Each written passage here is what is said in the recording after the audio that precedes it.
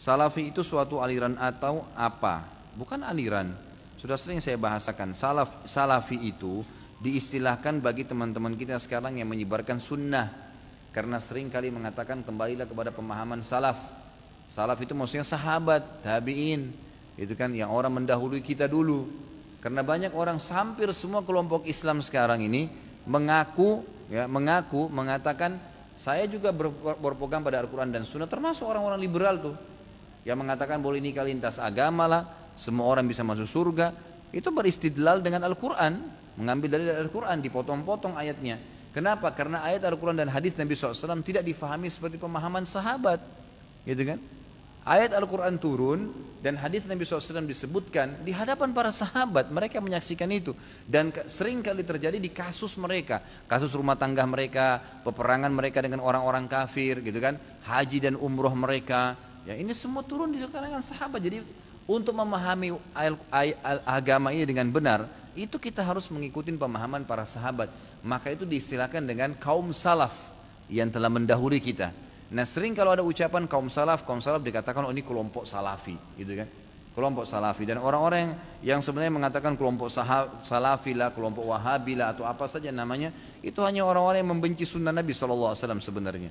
Ya, kalau dia hadir di pengajian sekali saja, dia akan dengarkan ternyata qaul Allah, qaul Rasul. Allah berfirman, Rasulullah bersabda.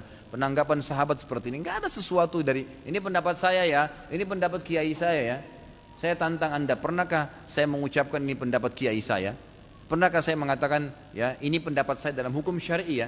Tapi kalau misalnya saya ditanya pribadi tadi kenapa tidak ikut politik, saya mengatakan ya itu pilihan saya pribadi, gitu kan? Itu secara pribadi, pilihan, opsi. Tapi tidak saya bahasakan dalam hukum syar'i. Seperti itu. Jadi itu sebenarnya bukan pemahamannya. Itu cuma karena ada ucapan seperti itu. Apakah Ustaz seseorang yang termasuk dengan aliran salafi tersebut? Ya Allahu alam, saya tidak tahu. Kalau orang bilang Ustaz Khalid salafi, ya biarin aja dia ngomong salafi. Orang mau bilang saya wahabi silakan, mau bilang aliran apa saja silakan. Yang penting kalau anda dengar ceramah saya di YouTube, di web, di ceramah ini, kalau anda hadir, selalu yang saya sampaikan qaul Allah, qaul Rasul. Allah berfirman di ayat ini, surah ini, ya ini Rasulullah SAW bersabda, inilah yang saya ikuti. Ini saya tahu, saya ini pemahaman agama Islam. Saya nggak pernah tahu ini ada aliran apa di sini. Dan saya tidak pernah membawa nama aliran, tidak pernah membawa nama seseorang tokoh, nggak pernah. Yang saya tahu adalah Allah berfirman, Rasulullah SAW bersabda, dan ini pemahaman para sahabat. Ini yang saya tahu. Kenapa orang salafi tidak mau berpolitik, padahal Indonesia negara politik? Dan orang salafi ada di sini, masa di sini mana nih? Dan di belakang kertasnya nota ini. Ya itu hak individual ya, hak individual, tidak boleh dipaksain, tidak boleh dipaksain gitu. Orang kalau mau menempuh mendirikan negara Islam dengan cara ilmu, silahkan. Orang kalau yang teman-teman menganggap dengan politik itu dia bisa menempuh, silahkan saja. Ya. Tapi orang teman-teman yang sekarang yang dianggap tadi salafi itu, memang mereka tidak mau berbaur dengan politik. Saya katakan tadi karena sistem ini sangat licin jalanannya, gitu kan? Licin sekali jalanan, berbahaya. Sedikit kita salah saja, maka sudah berhubungan dengan neraka ini. Bukan main-main ya, bukan main-main masalah itu. Masalah riswa lah, sogok menyogok lah, penentuan tarif lah, dan mungkin teman-teman tahu lah ya. Saya rasa nggak perlu, itu rahasia umum kok apa yang terjadi di partai politik sekarang banyak. Berapa banyak teman-teman kita yang tadinya dai yang ahli ilmu, tiba-tiba berubah dengan masuk di partai politik, berubah total. Alasannya nanti di anggota dewan saya mau mengubah orang-orang. Bagaimana caranya mengubah orang-orang? Meetingnya diatur jam sekian sampai jam sekian waktu sholat. Bisakah anda berdiri pamit untuk sholat? Nggak bisa, sholatnya ditunda tuh. Nggak boleh berdiri dari kursi, gitu kan? Tapi kalau kamar mandi boleh, kalau ke makan boleh, sholat nggak boleh, kan itu. Itu yang terjadi. Hal kecil, belum hal yang besar nih. Kalau kumpul kemudian harus berbaur dengan perempuan-perempuan.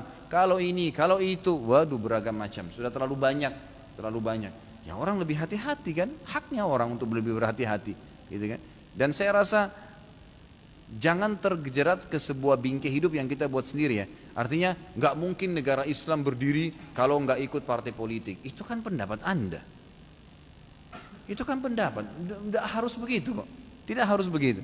Insya Allah dengan majelis ilmu makin banyak orang faham agama, makin banyak juga ya diperbaikin sistem yang ada. Kalau saya berpikir ya, Kalau seandainya majelis ilmu seperti ini yang sederhana, mungkin beberapa orang, 100-200 orang yang hadir, disampaikan ilmu agama yang benar, mungkin yang hadir dari jenjang siapa, pejabat sampai ke orang-orang yang biasa, kemudian semua jadi faham agama Allah, masing-masing kembali ke instansinya, ke kegiatannya, ke rumah tangganya, membawa agama Allah, mereka akan terapkan itu hukum Allah nanti.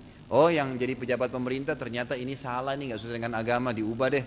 Oh, yang kembali ke perusahaannya, oh kayaknya kita masih berhubungan dengan ini, salah nih, diganti. Oh, yang jadi suami kembali, oh ini kayaknya di rumah tangga kita masih ada ini, diperbaikin. Dari majelis ilmu tuh, jadi baik semua nanti.